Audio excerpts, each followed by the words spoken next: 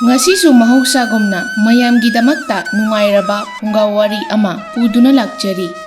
Wari asibu ibirakpana D.N. Kuman. Wari asigi mamingna Hingchabigi Nupa. Thaina mamangay matam amada yamna sathiba hingsabi ama leirami. Hairiba hingsabi asi mahaisu yamna hai aduga miyoiba amagi saktamda onduna mirakta totna tinaduna laibi hingsabini. Hingsabi asi tha amada migi sadong amuktangdagi hena chade. Atay matamda umangi sasan amadi nganu yen chaduna leirami. Aduga kunja mayam asinasu mahak asi hingsabini haiba khangnaramde. Aduga mahaki mamingsu miyoibagi maming tholami. Mamingna Tarubi haina kaurami. Nongmagi numitni Tarubi ising khongda ayuki iruzaraba matung mayumda karaki. Mahakna mayum karakbagi lambida nupa naha ahumna asumna laknaraki. Ho ichan Tarubi iruzaruiro ngasidi yam phajai ko mitphamga hongba ngamde. Amana amu ado ichan aikhoigi itawsina nangbu yamna pamjabani ko. Nupi nabu thamoi atuk yamna kanba haunade. Matam leiringai itawsiga yum panminarodana. Nupasinga sina asumna haiduna laknaraki. Tarubi makhoigi wa manada haptaba makai mayum yawnaba adumak laki. Mayum yauraba matung mapi marol ado hongdoklaga ayuki chak thongba horami. Amaromdana khul asida yamna pangba nupa amasu leirami. Magi mamingna Sabi haina kaurami. Sabi ayuki thabak khara suraba matung sak sarami. Adugi matung khungi maninglomda laiba labukta kaukha tanba thoklaki. Ngayak asumlaklaba matung labuk amada kaukha tanba hauraki. Amaromdana hingsabido chakti thongba loire adubu ensangdi thongdri. Machinda asumna hairi. Aibu haujik thongnaba insangbo amata leitri. Kari thonggani taurisidia. Nahan pharakba sa adusu loikre. Aibu karam tawnya. Nungdang oirabadi khunjayum amada changduna nganu ra yela ama hekta pharuba yabani. As aibu ensang yaudana charadranya. Kanadi lerak kulakta ngai hakta thokduna yen nganu sa san thengnabra yengurage. Asi khanduna hingsabido lerak kulakta thoklaktuna sa amata oirabasu pharage khanna asum chattuna leiri. Tanja sida ngasai hingsabida laknarakiba nupa humdusu prap changlai aduga Tarubida asumna hairaki. Nupa amana Ichan Tarubiya kadaida chatoinu sak charabro ichanbo. Tarubina Ibung chadrida chaka ensang thongnaba leihodre adugi yen oirasu nganu oirasu amatta legi khanna thoklaklibani. Nupa aduna O adugi oira adugidi kaim khalunu. Ichan da ngauzaba pamjaba aigi itaw ngasip manbase makhoida nganu yen marang kaina leibani. Moidagi ama ani kok piraga loire. Ado ichan itawno nangbu nungsi haibasi yarodana. Tarubina hoi yarage. Ado koinabadi yadri matam khara watli. Ado aina haiba loina ini hairadi ai soidana nungsinage. Ado ibung aidi magi mamingsu khangde kari kauge. Nupa aduna Itaw sigi maming budi thambau koubani. Ado ichan yum hanjaro. Aduga aigi itaw hoidagi nganu laba phajaba ama puduna ichan gida thilaklagi. Tarubido yamna haraujai asumna hoi hoi hairamlaga hingsabido mayumda harauna hanjaki. Tarubi hek chatkibaga makhoi ahumsu yamna harauna nokminari. Asumna makhoi ahumsu thambaugi yumda laklami. Aduga mapa mama khanghan uhanda yengondagi nganu laba phajaba ama phaduna Konglai tuna Tarubigi yumda laklami. Tarubigi thongal hek yaubaga thambauda magi matauduna asumna hairaki. Itaw thambau haujikti nangi leirangi thongal yaure. Sidaidi nangna thokpa taurohai. Masana yaraduni se nganu se payo. Adugane Tarubi haina kauduna hekta chango itaw. Aikoi anisu sida nang thoklakpa ngairamge ko. Chango itaw ngasi manba ikaibiga tauriraba. Thambauna As itaw ai sibu nupa na tadawna. Adungai ko ne kaiginoba nangna wai khuding ngasip manba hairise. Nate nangdi nasagi na saka yengdrabaro haiba. Sakta ni kaina paklangdana pa chum akang bahek maladana. Noini sida lengdana leiram ko ai changukige. Asi hairam laga thambaudo ꯇꯔꯨꯕꯤꯕꯨ ꯀꯧꯗꯨꯅ ꯆꯪꯂꯛꯏ꯫ ꯇꯔꯨꯕꯤꯁꯨ ꯊꯝꯕꯧꯅ ꯀꯧꯔꯤꯕꯗꯣ ꯇꯥꯔꯗꯨꯅ ꯊꯣꯛꯂꯛꯏ꯫ ꯇꯔꯨꯕꯤꯗꯣ ꯊꯝꯕꯧꯅ ꯉꯥꯅꯨ ꯑꯃ ꯄꯨꯗꯨꯅ ꯆꯪꯂꯛꯄ ꯎꯕꯗ ꯃꯇꯤꯟ ꯑꯣꯔꯣ ꯑꯣꯔꯣ ꯇꯥꯕ ꯃꯈꯩ ꯌꯦꯡꯗꯨꯅ ꯂꯩꯔꯝꯃꯤ꯫ ꯊꯝꯕꯧꯁꯨ ꯍꯧꯖꯤꯛꯇꯤ ꯇꯔꯨꯕꯤꯒꯤ ꯃꯅꯥꯛ ꯌꯧꯔꯛꯂꯝꯃꯤ꯫ ꯑꯗꯨꯒ ꯃꯃꯥꯏ ꯑꯗꯣ ꯈꯔ ꯅꯣꯟꯊꯔꯒ ꯏꯀꯥꯏꯕꯒꯤ ꯃꯑꯣꯡꯗ ꯑꯁꯨꯝꯅ ꯍꯥꯏꯖꯔꯤ, ꯏꯆꯟ, ꯉꯥꯅꯨꯗꯣ ꯁꯤꯗ ꯂꯩꯔꯤ꯫ ꯑꯗꯣ ꯑꯩ ꯅꯪꯅ ꯍꯥꯏꯕ ꯋꯥ ꯂꯣꯏꯅ ꯌꯥꯔꯗꯣꯏꯅꯤ꯫ ꯅꯪꯅ ꯆꯥꯅꯤꯡꯕꯗꯣ ꯁꯤꯗꯒꯤꯗꯤ ꯑꯩꯅ ꯄꯨꯔꯛꯀꯗꯣꯏꯅꯤ꯫ ꯑꯗꯣ ꯑꯩꯒꯤ ꯊꯃꯣꯏ ꯃꯁꯛꯇꯤ ꯈꯪꯕꯤꯌꯨꯀꯣ꯫ ꯇꯔꯨꯕꯤꯅ, ꯍꯣꯏ, ꯑꯗꯣ ꯏꯕꯨꯡ, ꯑꯩ ꯅꯪꯒꯤꯗꯃꯛ ꯂꯦꯞꯄꯗꯣꯏꯅꯦꯕ꯫ ꯑꯗꯣ ꯉꯥꯅꯨꯁꯦ ꯃꯇꯨ ꯐꯣꯏꯕꯤꯔꯝꯃꯣ꯫ ꯑꯩꯅ ꯐꯣꯏꯔꯕꯗꯤ ꯉꯁꯤꯒꯤꯗꯤ ꯑꯣꯏꯔꯔꯣꯏ꯫ ꯏꯕꯨꯡꯅ ꯃꯇꯨꯁꯦ ꯐꯣꯏꯕꯤꯔꯝꯃꯣ꯫ ꯏꯕꯨꯡꯕꯨ ꯌꯥꯝꯅ ꯊꯨꯔꯕꯣ? ꯊꯨꯗꯦꯗ, ꯍꯣꯏ, ꯏꯕꯨꯡ ꯐꯣꯏꯕꯤꯔꯝꯂꯒꯦ꯫ ꯍꯤꯡꯆꯥꯕꯤ ꯑꯗꯨꯅ ꯑꯁꯨꯝꯅ ꯍꯥꯏꯕꯗꯒꯤ ꯊꯝꯕꯧꯗꯣ ꯉꯥꯅꯨ ꯃꯇꯨ ꯐꯣꯏꯕ ꯍꯧꯔꯛꯂꯝꯃꯤ꯫ ꯉꯥꯏꯍꯥꯛꯀꯤ ꯃꯇꯨꯡ ꯐꯣꯏꯕ ꯂꯣꯏꯔꯝꯃꯤ꯫ ꯑꯗꯨꯒ ꯃꯥꯒꯤ ꯃꯇꯥꯎ ꯑꯅꯤꯗꯨꯒ ꯃꯌꯨꯝꯗ ꯍꯟꯈꯤꯔꯝꯃꯤ꯫ ꯊꯝꯕꯧ ꯍꯣꯏ ꯆꯠꯈ꯭ꯔꯦ ꯈꯪꯂꯕ ꯃꯇꯨꯡ ꯇꯔꯨꯕꯤꯗꯣ ꯍꯔꯥꯎꯅ ꯅꯣꯛꯆꯩ꯫ ꯑꯗꯨꯒ ꯉꯥꯅꯨ ꯑꯗꯣ ꯃꯩꯗ ꯍꯥꯏꯐꯦꯠ ꯂꯧꯔꯒ ꯁꯦꯠꯇꯨꯅ ꯆꯥꯔꯝꯃꯤ꯫ ꯑꯗꯨꯒꯤ ꯃꯇꯨꯡ ꯅꯨꯡꯗꯥꯡꯒꯤ ꯆꯥꯅꯕ ꯁꯟ ꯑꯃ ꯂꯧꯕꯨꯛꯇꯒꯤ ꯐꯥꯔꯨꯒꯦ ꯈꯟꯅ ꯇꯔꯨꯕꯤꯗꯣ ꯊꯣꯛꯂꯛꯂꯝꯃꯤ꯫ ꯇꯔꯨꯕꯤꯅ ꯊꯣꯛꯈꯤꯕ ꯎꯔꯒ ꯈꯨꯟꯖꯥ ꯅꯨꯄꯤ ꯅꯍꯥ ꯑꯅꯤꯅ ꯑꯁꯨꯝꯅ ꯍꯥꯏꯅꯍꯧꯔꯤ꯫ ꯅꯨꯄꯤ ꯑꯃꯅ, ꯑꯍꯣꯏ ꯏꯇꯥ, ꯌꯦꯡꯉꯨꯅꯦ, ꯇꯔꯨꯕꯤꯁꯤ ꯉꯥꯎꯔꯕ꯭ꯔꯥ ꯈꯪꯗꯦꯕ꯫ ꯅꯨꯄꯤ ꯃꯥꯅ ꯃꯇꯥꯔꯣꯏ ꯀꯅꯥꯁꯨ ꯌꯥꯎꯗ ꯂꯧꯕꯨꯛꯂꯣꯝꯗ ꯃꯇꯣꯝꯇ ꯆꯠꯂꯤꯕꯁꯦ ꯌꯥꯝ ꯉꯝꯗ꯭ꯔꯣ ꯍꯥꯏꯕ꯫ ꯑꯃꯅ ꯑꯃꯨꯛ, ꯃꯥꯅꯤ ꯏꯇꯥ, ꯅꯣꯡꯃꯇ ꯑꯩꯈꯣꯏꯒ ꯄꯨꯟꯒꯦ ꯍꯥꯏꯕꯁꯨ ꯈꯟꯗꯦ꯫ ꯅꯠꯇꯦꯅꯦ ꯏꯇꯥ, ꯇꯔꯨꯕꯤꯁꯦ ꯑꯩꯈꯣꯏꯅ ꯍꯦꯛ ꯈꯪꯂꯛꯄꯗꯒꯤ ꯂꯩꯔꯝꯂꯕꯅꯤ꯫ ꯑꯗꯨꯕꯨ ꯃꯥꯒꯤ ꯃꯁꯛ ꯑꯁꯤꯗꯤ ꯑꯍꯣꯡꯕ ꯂꯩꯇꯦ, ꯍꯥꯟꯅꯒꯤ ꯁꯛꯐꯝꯗ ꯑꯗꯨꯃꯛ ꯂꯩ꯫ ꯑꯩꯗꯤ ꯃꯍꯥꯛꯁꯦ ꯃꯍꯩꯒ ꯄꯥꯏꯕꯤ ꯅꯨꯄꯤꯕꯨ ꯃꯥꯜꯂꯤꯗ꯫ ꯌꯨꯝ ꯑꯗꯨꯗ ꯀꯅꯥ ꯑꯃꯠꯇ ꯂꯩꯕꯁꯨ ꯅꯠꯇꯦ, ꯃꯇꯣꯝꯇꯅꯤ, ꯀꯤꯕꯨ ꯀꯤꯗ꯭ꯔꯥ ꯈꯪꯗꯦꯃꯤ꯫ ꯏꯇꯥ, ꯅꯍꯥꯛꯅ ꯍꯥꯏꯒꯨꯝꯗꯅ ꯑꯩꯁꯨ ꯈꯜꯂꯤꯕꯅꯤ, ꯇꯔꯨꯕꯤꯁꯦ ꯃꯍꯩ ꯍꯩꯕꯤ ꯅꯨꯄꯤ ꯃꯥꯜꯂꯤꯕꯣ꯫ ꯑꯗꯣ ꯏꯇꯥ, ꯅꯣꯡꯃꯗꯤ ꯈꯪꯂꯛꯇꯧ ꯂꯩꯔꯦꯗꯅ꯫ ꯑꯗꯣ ꯏꯇꯥ, ꯐꯤ ꯉꯥꯏꯍꯥꯛ ꯁꯥꯟꯅꯔꯨꯈꯤꯁꯦ꯫ ꯑꯁꯨꯝꯅ ꯍꯤꯡꯆꯥꯕꯤ ꯇꯔꯨꯕꯤꯒꯤ ꯃꯔꯝꯗ ꯋꯥꯔꯤ ꯈꯔ ꯁꯥꯔꯕ ꯃꯇꯨꯡ ꯅꯨꯄꯤ ꯑꯅꯤꯗꯨꯁꯨ ꯐꯤ ꯁꯥꯕ ꯍꯧꯅꯈꯤ꯫ ꯑꯃꯔꯣꯝꯗꯅ ꯁꯕꯤ ꯌꯣꯄꯥꯛ ꯑꯗꯨ パꯏꯗꯨꯅ ꯀꯧꯈꯥ ꯀꯟꯅ ꯇꯥꯟꯗꯨꯅ ꯂꯩꯔꯤ꯫ ꯑꯁꯨꯝꯅ ꯇꯥꯟꯗꯨꯅ ꯂꯩꯔꯤꯉꯩ ꯃꯇꯨꯡꯂꯣꯝꯗꯒꯤ ꯍꯤꯡꯆꯥꯕꯤ ꯇꯔꯨꯕꯤꯅ ꯁꯕꯤꯕꯨ ꯀꯧꯔꯛꯏ꯫ ꯍꯣ ꯏꯕꯨꯡ ꯁꯕꯤ, ꯀꯧꯈꯥ ꯇꯥꯜꯂꯤꯕꯗꯨꯕꯨ ꯀꯧꯈꯥ ꯀꯌꯥꯝ ꯌꯥꯝꯃꯒꯦ? ꯑꯩꯁꯨ ꯈꯤꯇ ꯆꯥꯖꯒꯦꯗꯅ꯫ ꯁꯕꯤꯅ, ꯍꯣꯏ, ꯆꯥꯎꯋꯣ, ꯀꯧꯈꯥꯕꯨꯗꯤ ꯌꯥꯝꯗ꯭ꯔꯤ꯫ ꯀꯩꯒꯤꯅꯣ ꯈꯪꯗꯦ, ꯂꯧꯕꯨꯛꯁꯦ ꯀꯧꯈꯥꯒ ꯑꯃꯠꯇ ꯂꯩꯇ꯭ꯔ ꯃꯥꯜꯂꯦꯉꯣ꯫ ꯇꯔꯨꯕꯤꯅ, ꯀꯗꯥꯏꯅꯣ ꯏꯕꯨꯡ, ꯏꯕꯨꯡꯅ ꯇꯥꯜꯂꯤꯕ ꯀꯧꯈꯥꯗꯨꯕꯨ ꯑꯩ ꯑꯃꯨꯛꯇ ꯌꯦꯡꯖꯒꯦꯗꯅ꯫ ꯁꯕꯤꯅ, ꯍꯣꯏ, ꯌꯦꯡꯉꯨ ꯇꯨ, ꯁꯤꯗ ꯂꯩꯔꯦ꯫ ꯀꯩꯅꯣ ꯏꯕꯨꯡ ꯁꯕꯤ, ꯀꯧꯈꯥꯁꯤꯗꯤ ꯇꯪꯈꯥꯏ ꯂꯣꯏꯅ ꯇꯥꯔꯦ꯫ ꯀꯃꯥꯏꯅ ꯇꯥꯜꯂꯤꯅꯣꯕ ꯁꯤꯕꯨ? ꯁꯤꯗꯤ ꯍꯣꯔꯦꯟ ꯏꯃꯥ ꯍꯣꯏꯅ ꯆꯥꯅꯤꯡꯉꯔꯣꯏꯕ꯫ ꯀꯗꯥꯏꯅꯣ, ꯌꯣꯄꯥꯛꯇꯣ ꯑꯩꯉꯣꯟꯗ ꯄꯤꯔꯛꯑꯣ, ꯑꯩ ꯇꯥꯟꯕꯤꯒꯦ ꯌꯦꯡꯉꯨ꯫ ꯁꯕꯤꯅ, ꯑꯁ, ꯑꯩꯗꯤ ꯀꯔꯤꯃꯠꯇ ꯈꯪꯁꯨ ꯈꯪꯗꯦ꯫ ꯀꯧꯈꯥꯔꯥ ꯀꯧꯈꯥ ꯅꯠꯇꯕ꯭ꯔꯥ ꯌꯦꯡꯕꯒꯤꯅꯦ ꯇꯪꯈꯥꯏ ꯇꯥꯔꯤꯁꯦ꯫ ꯑꯗꯣ ꯇꯔꯨꯕꯤ, ꯅꯪꯅ ꯑꯃꯠꯇ ꯇꯥꯟꯕꯤꯌꯨ, ꯑꯩ ꯌꯦꯡꯒꯦꯕ, ꯑꯗꯨꯒꯅꯦ ꯑꯩꯈꯣꯏ ꯑꯅꯤ ꯌꯦꯟꯅꯁꯦꯕ ꯀꯣ꯫ ꯇꯔꯨꯕꯤꯅ, ꯍꯣꯏꯍꯦ, ꯇꯥꯟꯕꯤꯒꯦꯁꯦ, ꯄꯤꯔꯛꯑꯣ, ꯅꯨꯄꯥꯅꯤ ꯀꯥꯏꯅ, ꯏꯄꯪ ꯍꯦꯛ ꯄꯪꯂꯗꯅ꯫ ꯑꯁꯤ ꯍꯥꯏꯔꯕ ꯃꯇꯨꯡ ꯇꯔꯨꯕꯤꯅ ꯁꯕꯤꯒꯤ ꯃꯈꯨꯠꯇꯒꯤ ꯌꯣꯄꯥꯛ ꯑꯗꯨ ꯂꯧꯔꯒ ꯇꯔꯨꯕꯤꯅ ꯀꯧꯈꯥ ꯇꯥꯟꯕ ꯍꯧꯔꯛꯂꯝꯃꯤ꯫ ꯑꯁꯨꯝꯅ ꯄꯨꯡꯖꯥ ꯈꯔ ꯀꯧꯈꯥ ꯇꯥꯜꯂꯕ ꯃꯇꯨꯡ ꯀꯧꯈꯥ ꯍꯥꯞꯂꯤꯕ ꯊꯨꯃꯣꯛ ꯑꯗꯣ ꯄꯤꯛ ꯊꯜꯂꯝꯃꯤ꯫ ꯃꯇꯝ ꯑꯗꯨꯗ ꯁꯕꯤꯗꯣ ꯐꯟꯒ ꯆꯣꯡꯂꯒ ꯍꯔꯥꯎꯖꯔꯤ꯫ ꯁꯕꯤꯒꯤ ꯃꯇꯧ ꯎꯕꯗ ꯍꯤꯡꯆꯥꯕꯤ ꯇꯔꯨꯕꯤꯗꯣ ꯊꯃꯣꯏꯗ ꯍꯥꯏꯐꯝ ꯈꯪꯗꯕ ꯅꯨꯡꯉꯥꯏꯕ ꯋꯥꯈꯜ ꯑꯃ ꯐꯥꯎꯖꯔꯝꯃꯤ꯫ ꯇꯔꯨꯕꯤꯅ, ꯏꯕꯨꯡ, ꯌꯥꯔꯦ, ꯈꯔ ꯆꯣꯡꯉꯗꯤ꯫ ꯑꯗꯣ ꯏꯕꯨꯡ, ꯃꯇꯝꯁꯦ ꯌꯥꯝꯅ ꯊꯦꯡꯕ ꯍꯥꯏꯕꯗꯨꯗꯤ ꯑꯣꯏꯗ꯭ꯔꯤ, ꯋꯥꯔꯤ ꯉꯥꯏꯍꯥꯛ ꯁꯥꯁꯤ ꯌꯥꯕ꯭ꯔꯥ? ꯁꯕꯤꯅ, ꯌꯥꯏꯅ꯫ ꯑꯗꯣ ꯇꯔꯨꯕꯤ, ꯍꯣꯔꯦꯟ ꯀꯧꯈꯥꯁꯦ ꯐꯖꯅ ꯆꯥꯝꯊꯣꯛꯂꯒ ꯅꯪꯒꯤ ꯁꯔꯨꯛ ꯊꯤꯜꯂꯛꯇꯣꯏꯅꯤꯀꯣ꯫ ꯍꯣꯏ ꯍꯥꯏꯕ, ꯊꯤꯜꯂꯛꯑꯣꯕ꯫ ꯑꯗꯣ ꯏꯕꯨꯡ, ꯀꯩꯅꯣꯝꯇ ꯍꯪꯒꯦꯅꯦ, ꯁꯦꯡꯅ ꯈꯨꯝꯃꯨꯀꯣ꯫ ꯏꯕꯨꯡꯅ ꯈꯨꯟꯁꯤꯗ ꯑꯄꯥꯝꯕ ꯅꯨꯡꯁꯤꯕ ꯅꯨꯄꯤꯒ ꯂꯩꯕ꯭ꯔꯥ?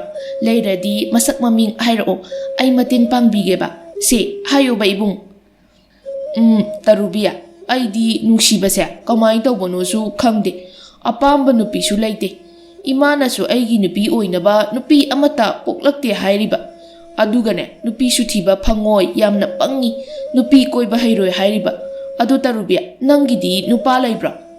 ꯑꯁ, ꯀꯥꯏꯗꯒꯤ ꯅꯨꯄꯥ ꯂꯩꯗꯣꯏꯅೋ? ꯑꯩꯁꯨ ꯑꯩꯒꯤ ꯅꯨꯄꯥ ꯑꯣꯏꯅꯕꯗꯣ ꯄꯣꯛꯄꯤꯔꯝꯗ꯭ꯔꯦ, ꯑꯗꯨꯅꯕꯨ ꯏꯇꯣꯝꯇ ꯂꯩꯔꯤꯕꯁꯤꯅꯤ꯫ ꯑꯗꯣ ꯏꯕꯨꯡ, ꯌꯨꯝꯗ ꯀꯥꯔꯁꯤꯔꯥ? ꯊꯦꯡꯈ꯭ꯔꯅꯤꯌꯦ, ꯍꯣꯔꯦꯟ ꯏꯃꯥꯅ ꯅꯨꯡꯁꯥ ꯊꯤꯔꯅꯤꯕ, ꯆꯠꯂꯁꯤꯀꯣ꯫ ꯁꯕꯤꯅ, ꯑꯗꯣ ꯇꯔꯨꯕꯤ, ꯅꯪꯒꯤ ꯅꯨꯄꯥ ꯄꯣꯛꯄꯤꯔꯝꯗ꯭ꯔꯤꯗꯣ ꯀꯩꯒꯤꯅꯣ? nasaksu yam phajai. Tarubina asengki phajabra ado haujikti leige taurei ado chatlasi lao. Hayeng khaidine natomta chatkanu ko aibu hek kauru ko aikhoi bani chatmina seba. Sabina su hoi haina harauna yarami asumna makhoi anido mayumda kanarakhi. Khunjin hek yorokpaga sabisu mayum maikaida chatkre aduga tarubidi sabigi maikai yengduna leihori. Tarubina as aidi kaw tholure dana aibu nungdang sanaba san amata pharuge khanna thoklakhi ko. Asigi apangse mage hek wari sanaringai aidi loina kaw tholure dana.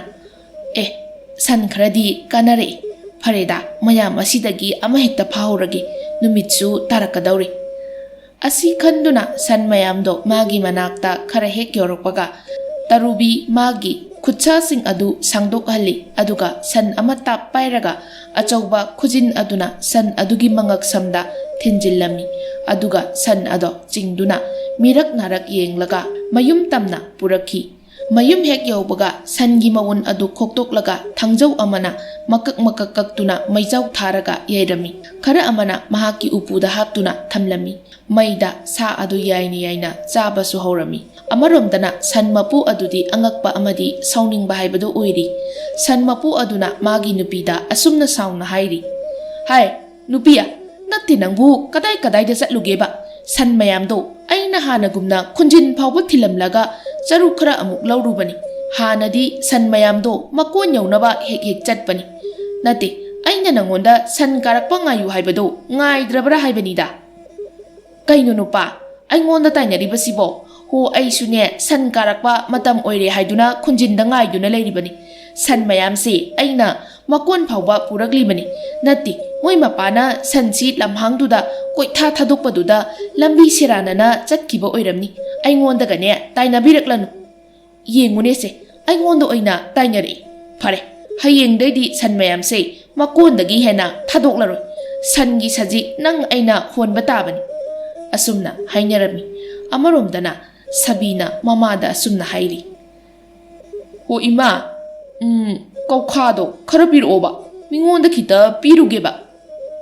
Mamana imagi sabia karino ichana hairibadubo nati kanada piruge hairibano.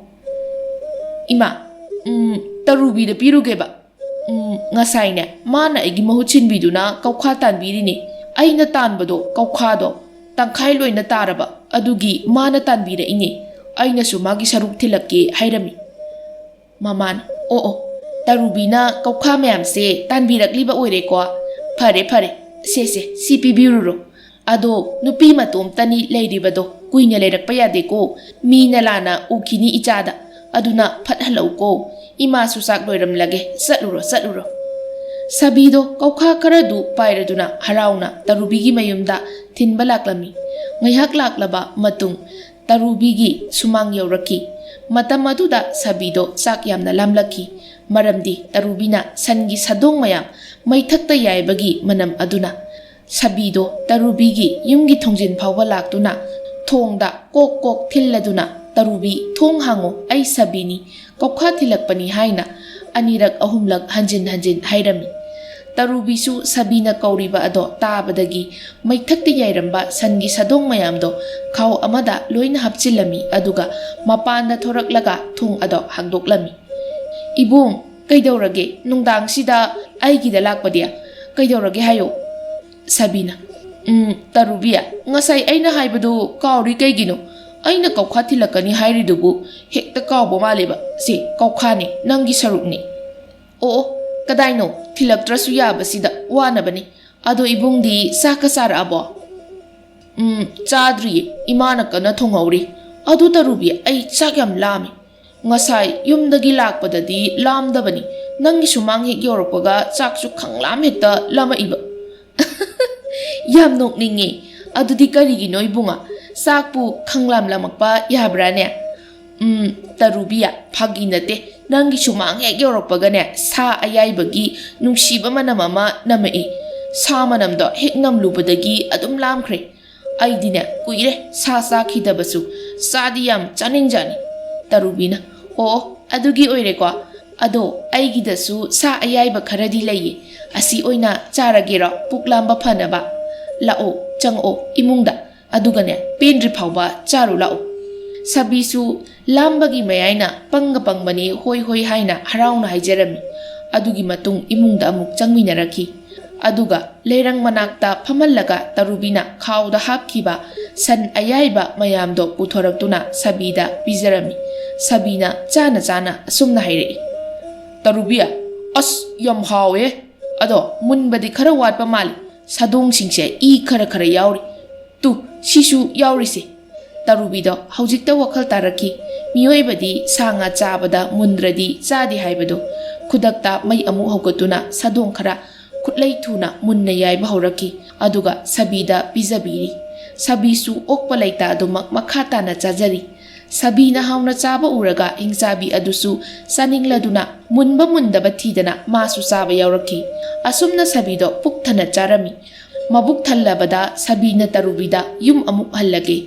ꯏꯃꯥꯅ ꯊꯨꯅ ꯍꯜꯂꯛꯎ ꯍꯥꯏꯔꯛꯈꯤꯕꯅꯤ, ꯍꯜꯂꯒꯦ ꯍꯥꯏꯅ ꯍꯥꯏꯔꯝꯃꯤ꯫ ꯇꯔꯨꯕꯤꯁꯨ ꯍꯣꯏ ꯍꯥꯏꯅ ꯈꯨꯝꯂꯛꯈꯤ꯫ ꯑꯁꯨꯝꯅ ꯁꯕꯤꯗꯣ ꯇꯔꯨꯕꯤꯒꯤ ꯃꯌꯨꯝꯗꯒꯤ ꯊꯣꯛꯂꯛꯇꯨꯅ ꯃꯌꯨꯝꯗ ꯑꯃꯨꯛ ꯍꯟꯈꯤꯔꯝꯃꯤ꯫ ꯁꯕꯤ ꯍꯦꯛ ꯆꯠꯈꯤꯕꯒ ꯍꯤꯡꯆꯥꯕꯤꯗꯣ ꯃꯆꯤꯟꯗ ꯑꯁꯨꯝꯅ ꯍꯥꯏꯖꯍꯧꯔꯤ, ꯑꯁ ꯃꯁꯤꯒꯤ ꯑꯄꯪꯁꯦ ꯀꯔꯤꯒꯤ ꯂꯥꯛꯏꯅꯣ ꯈꯪꯗꯦꯕ, ꯑꯩꯅ ꯅꯣꯡ ꯅꯤꯅꯤ ꯆꯥꯖꯒꯗꯕ ꯁꯥ ꯃꯌꯥꯝꯁꯦ ꯁꯔꯨꯛ ꯇꯪꯈꯥꯏꯃꯨꯛꯇꯤ ꯆꯥꯊꯣꯛꯈ꯭ꯔꯦꯕ꯫ ꯑꯁ ꯍꯣꯏꯗꯍꯦ ꯆꯥꯖꯈ꯭ꯔꯁꯅꯨ, ꯑꯗꯣ ꯃꯕꯨꯛꯇꯤ ꯆꯥꯎꯏꯍꯦ, ꯐꯖꯅ ꯆꯥꯛꯈ꯭ꯔꯦꯕ, ꯑꯩꯕꯨ ꯃꯉꯣꯟꯗ ꯂꯩꯔꯁꯤꯔꯥꯅꯦ?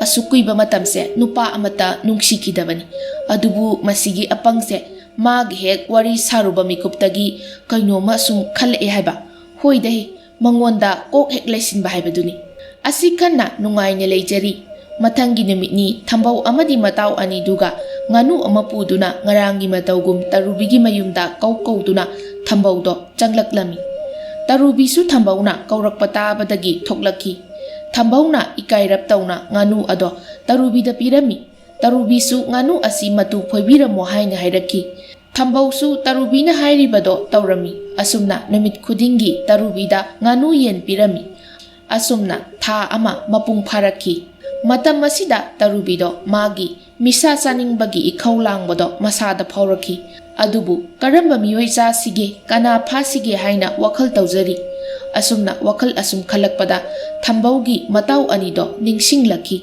ꯃꯈꯣꯏ ꯑꯅꯤꯒꯤ ꯃꯔꯛꯇꯒꯤ ꯑꯃꯗꯤ ꯆꯥꯔꯒꯦ ꯍꯥꯏꯅ ꯈꯜꯂꯛꯈꯤ꯫ ꯑꯁꯨꯝꯅ ꯃꯍꯩ ꯇꯧꯗꯨꯅ ꯅꯨꯄꯥ ꯑꯅꯤꯗꯨꯒꯤ ꯃꯌꯨꯝꯗ ꯂꯥꯛꯂꯝꯃꯤ꯫ ꯑꯗꯨꯕꯨ ꯅꯨꯄꯥ ꯑꯃꯗꯤ ꯃꯌꯨꯝꯗ ꯂꯩꯔꯝꯗꯦ, ꯑꯗꯨꯒ ꯑꯃꯗꯤ ꯂꯩꯔꯝꯈꯤ꯫ ꯇꯔꯨꯕꯤꯅ ꯃꯥꯒꯤ ꯃꯍꯩ ꯀꯌా ꯁꯤꯖꯤꯟꯅꯗꯨꯅ ꯅꯨꯄꯥ ꯑꯗꯣ ꯐꯥꯈꯤ꯫ ꯐꯥꯔꯤꯕ ꯅꯨꯄꯥ ꯑꯁꯦ ꯊꯝꯕꯧꯒ ꯌꯥꯝꯅ ꯅꯛꯅꯕ ꯅꯨꯄꯥ ꯑꯗꯨꯅꯤ꯫ ꯊꯝꯕꯧꯗ ꯉꯥꯁꯦꯞ ꯃꯥꯜꯂꯤ ꯍꯥꯏꯒꯟꯕ ꯅꯨꯄꯥ ꯑꯗꯨꯅꯤ ꯐꯥꯔꯤꯕꯁꯤ꯫ ꯅꯨꯄꯥ ꯑꯗꯨꯁꯨ ꯇꯔꯨꯕꯤꯒꯤ ꯃꯍꯩꯗ ꯄꯪꯊꯔꯝꯃꯤ꯫ ꯑꯁꯨꯝꯅ ꯅꯨꯄా ꯑꯗꯣ ꯇꯔꯨꯕꯤꯅ ꯍꯥꯠꯂꯕ ꯃꯇꯨꯡ ꯃꯥꯒꯤ ꯈꯪꯖꯥꯎ ꯑꯗꯨꯗ ꯎꯝꯅ ꯐꯨꯠꯂꯝꯃꯤ, ꯑꯗꯨꯒ ꯁꯦꯠ ꯁꯦꯠꯇꯨꯅ ꯆꯥꯔꯝꯃꯤ꯫ ꯑꯁꯨꯝꯅ ꯅꯣꯡꯃ ꯅꯤꯅꯤ ꯍꯧꯖꯤꯟꯈꯤ꯫ ꯈꯨꯟꯖꯥ ꯃꯌꯥꯝꯗꯣ ꯑꯉꯛꯄ ꯍꯥꯏꯕꯗꯣ ꯑꯣꯏꯔꯝꯃꯤ꯫ ꯃꯇꯧ ꯀꯔꯝꯅ ꯃꯥꯡꯂꯤꯕꯅꯣ ꯍꯥꯏꯕ ꯈꯪꯖꯈꯤꯗꯦ꯫ ꯑꯁꯨꯝꯅ ꯃꯊꯪꯒꯤ ꯊꯥ ꯐꯥꯔꯛꯄ ꯃꯇꯝꯗꯁꯨ ꯃꯤ ꯑꯃ ꯑꯗꯨꯝ ꯃꯥꯡꯂꯛꯈꯤ꯫ ꯈꯨꯟꯖꯥ ꯃꯌꯥꯝꯗꯣ ꯍꯧꯖꯤꯛꯇꯤ ꯇꯁꯦꯡꯅ ꯑꯀꯤꯕ ꯍꯥꯏꯕꯗꯣ ꯄꯣꯛꯅꯔꯛꯈꯤ꯫ ꯑꯁꯨꯝꯅ ꯊꯥ ꯍꯦꯛ ꯐꯥꯕꯒ ꯈꯨꯟꯖꯥ ꯃꯤꯑꯣꯏ ꯑꯃ ꯍꯦꯛ ꯍꯦꯛ ꯃꯥꯡꯈꯤꯕ ꯑꯁꯤꯅ ꯃꯔꯝ ꯑꯣꯏꯔꯒ ꯈꯨꯟꯖꯥ ꯃꯌꯥꯝꯗꯣ ꯃꯄꯥꯟ ꯊꯣꯛꯄ ꯀꯤꯅꯔꯛꯈꯤ꯫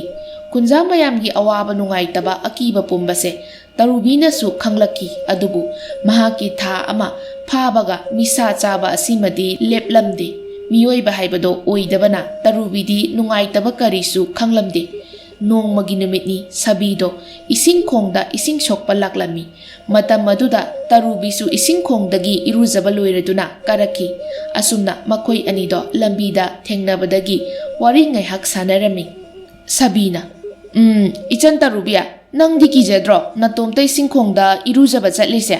ꯍꯟꯗꯛꯇꯤ ꯏꯃꯥꯅ ꯑꯩꯁꯨ ꯀꯌా ꯊꯣꯛꯍꯟꯗ꯭ꯔꯦ, ꯃꯤ ꯃꯥꯡꯕꯁꯤꯗ ꯑꯩꯁꯨ ꯃꯥꯡꯈꯤꯗ꯭ꯔꯥꯅ ꯊꯣꯛꯍꯟꯗ꯭ꯔꯤꯅꯦ꯫ ꯍꯧꯖꯤꯛꯁꯨ ꯀꯤꯅ ꯀꯤꯅꯅꯦ ꯏꯁꯤꯡ ꯁꯣꯛꯄ ꯂꯥꯛꯂꯤꯕꯁꯦ, ꯑꯗꯣ ꯍꯌꯦꯡꯗꯒꯤꯗꯤ ꯑꯩ ꯄꯥꯛ ꯊꯣꯛꯂꯛꯑꯔꯣꯏ꯫ ꯑꯗꯣ ꯇꯔꯨꯕꯤ, ꯅꯪꯒꯅꯦ ꯑꯗꯨꯝ ꯎꯅꯅꯤꯡꯉꯤ, ꯅꯪꯒ ꯎꯅꯔꯒ ꯋꯥꯔꯤ ꯁꯥꯕꯁꯦ ꯑꯩꯗꯤ ꯌꯥꯝꯅ ꯅꯨꯡꯉꯥꯏ꯫ ꯑꯗꯣ ꯏꯁꯤꯡ ꯁꯣꯛꯈꯤꯒꯦ, ꯍꯟꯃꯤꯟꯅꯈꯤꯁꯦ, ꯏꯇꯣꯝꯇ ꯀꯤꯖꯩꯌꯦꯕ ꯀꯣ꯫ ꯇꯔꯨꯕꯤꯅ, ꯏꯕꯨꯡ, ꯃꯤꯅ ꯀꯤꯔꯁꯨ ꯅꯪꯗꯤ ꯀꯤꯒꯅꯣ, ꯅꯪꯗꯤ ꯀꯔꯤꯁꯨ ꯇꯧꯕꯤꯔꯣꯏꯌꯦ, ꯑꯩꯅ ꯈꯪꯉꯦꯕ꯫ ꯑꯗꯣ ꯏꯁꯤꯡꯗꯣ ꯁꯣꯛꯂꯨꯔꯣ, ꯑꯗꯨꯒꯅꯦ ꯀꯥꯃꯤꯟꯅꯔꯁꯤ꯫ Asi haina hainaraba matung sabido ising soklami aduga makoi ani punna ising khongda kaminaraki.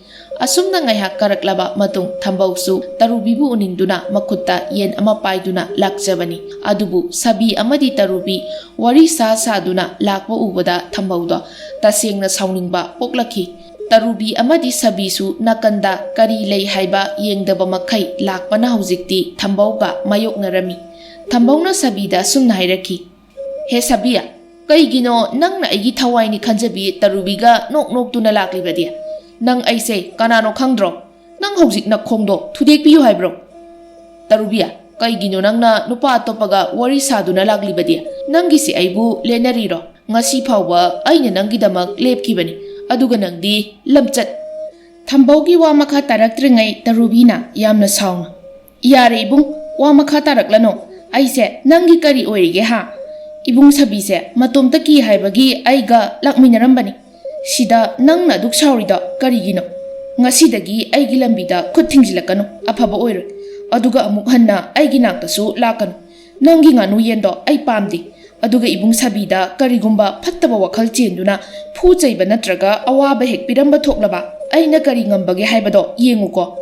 Ibung sabiya yare yumhankro aisu lehorage. Sabidi kiduna chatkre thambauna. Ngai ko tarubi nang na hairibado aibu apang asigi mamangda ikaiba piriba natro. Nangisidi aigi iral chuppa yaba chuplaga atopa hongnungkhibagi wakhalnine natro. Aisu nangna nungsinaba haiduna ayuk khudingi nangna chanaba nganu yen thilaidana. Tarubina adugi oireko nangna tuk chauna wa nganglibase nati nungsibase nganu yenduna mahut sinba yabro. Ai saura adine ibung nang natai charoi. Yare yumda hallo. Kona wari sasi lambi sida nungaite. Thambauna kari haiba nangna sauraga kaidauga haibano. Ngasidi aina nangbu puduna chatkani. Aina nang mafam sidagi yumda pubada kana amatana thambau aibu khambinaba laite khangu nupi. Chalo napi hongdokluro aduga thoklau ai ngairamge karigumba thoklaktraba ai nayumda changlakani. Tarubisu kaisu hairamda yamna sauna mayumda changlaktuna mapi honglami. Tarubina sauribasi ataigi nate thambauna sabida wahai athiba khara haikiba adugini sauribasi. Tarubi mapi honglaba matung phamungda phamduna yamna sauna leiri. Amaromdana thambaudo tarubina thoklaktaba asida yamna sauri. Nupi manabu kari tawba ngamjagani asi khanduna thambaudo tarubigi imungda changlakhi aduga tarubibu kaurakhi. Tarubido tasengna sauba haibado oirami maram aduna magi mahai sizinaduna maga masak chap manaba ama chaksangda leihalami. Thambausu tarubi haina kauduna tarubibu thiraki. Chaksangda changduna yengloba matamdadi thambauna tarubido urami. Thambausu karisu haida tarubigi khudang tap paiduna jinglaki. Thongjin phawa jinglaklaba matung machi lenglaktaba aduda tung onduna yenglami. Matam aduda nungjau ama oiraki. Thambaudo yamna ngakna yengjai. Adugi matung chaksangda amuk changlaki. Matam adudasu tarubido hana gumna leirami. Handaksu thambauna khudang paiduna jinglaki. Thongjin hek yorokpaga nung hekta oirami. Thambaudo yamna sauraduna amuksu changlaki. Handaksu hana gumna tarubido leiramki. Amuksu khudangdo paiduna jinglami. Mamang thong hek yobaga thong ado matomta lonsenki. Aduga hana gumna nung on kirami. Matam aduda tarubido hingchabigi saktam olaktuna akibagi saktam amada thambaugi mangda thoklaki. Thambaudo handakti tasengna akiba poklami. Thambauna nang kanano haina hanjin hanjin hanglami. Matam aduda hingsabi aduna nokna ai tarubini ai pamdrabo haina nokna hairaki. Thambausu nang tarubinate nangdi hingsabi ni haina hairaki. Matam aduda hingsabi saktamdagi hanagi tarubigi saktamda onthoraki. Matawadu ubada thambaudo kiba asum helaki. Tarubina amuk asumna makha taraki. Haujikti nang aise kanano haiba khanglamlani. Aigi asengba saktamse khanglabanina nang haujikti hingna thadokkiba yadre. Maram aduna nahaki aroiba oirani. Nasana thakjaba langni. Mase aina nate. Aigi nangsi nabuk phai haina nangbu chakkidabani. Kullasida tha kudingi mi manglibase aina charibani. Haujikti nang aina amuk chaba tare. Thambauna adumna tawbinu aibu hatpinu aibu thadokpiyo haina khutlo naduna haijarami. Adubu tarubina tabi khidre. Tarubina hingsabi saktam olaktuna Thambaubu kudakta hatuna set setuna charami. Adugi matung Thambau mangkibagi pauna khunja mayamdo wari pungsada sanarami. Asumna hujikti khul asigi miyoising mapan thoknakhidre aduga sabisu mamana thokhankhidre. Asumna tha pharamdai matamni Tarubido sabibu uningbana langtaknabana leifam khangdaba haibado oirami. Adubu khunja amata mapan thoknakhidaba asida Tarubido thawai yamna wajai. Tarubido wakhal yamna nungaitana asumna khanjaki. Aina hingsabi haibado oirubana khudingmakse aina thokhanba ngaktani ko. Misa sabasi hainaruba kaubonina lepasu ngamdri.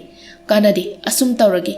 Ai misa sabagi mahud sanga oina tha amagi manungda amukhaktang charagi. Taibang miyoiba amagum aisu taibangi chinjak charagi. Asumna taudrabadi aina pamjariba ibung sabise phanghoraroi. Ai amuk hana misa chararoi.